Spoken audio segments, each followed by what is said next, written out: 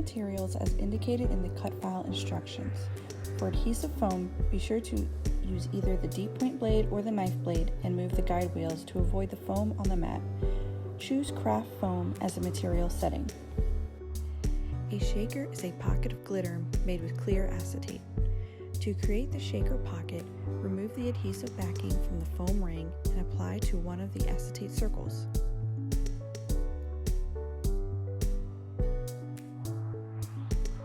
Use a piece of tape to keep your shaker in place and grab some chunky glitter to fill the shaker.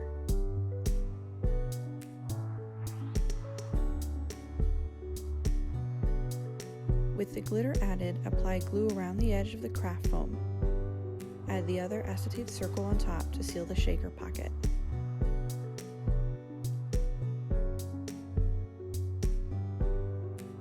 Add the cardstock ring to the outside for a finished look.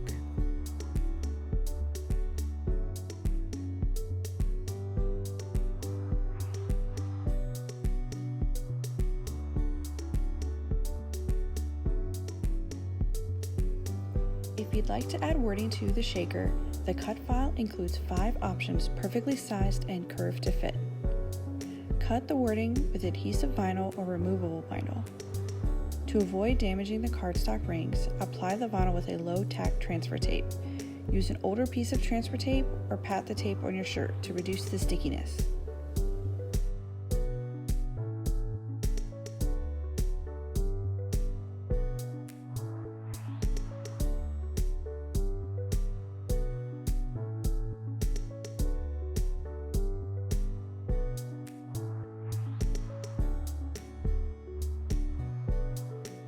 To assemble the flower, start with the 2 base flower petal layers. An optional step to add dimension is to use a paper molding detail tool to add an indent for a stem in the middle of each petal and slightly curl the petals inward.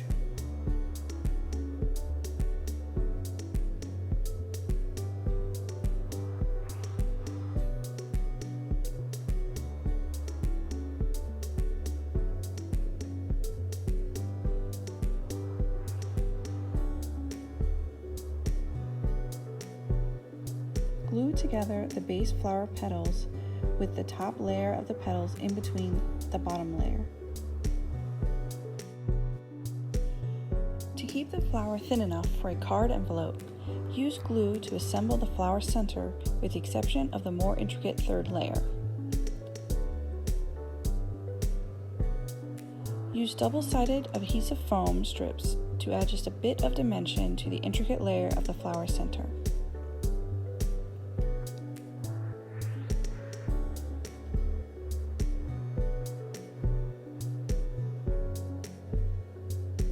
Be sure to line up the cut holes within the layers.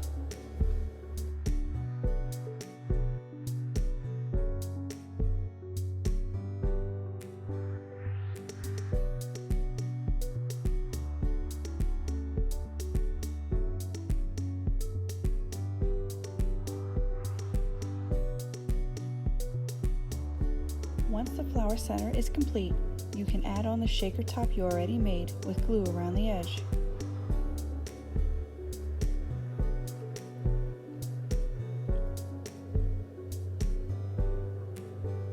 Finish the flower by gluing the flower center to the petal base.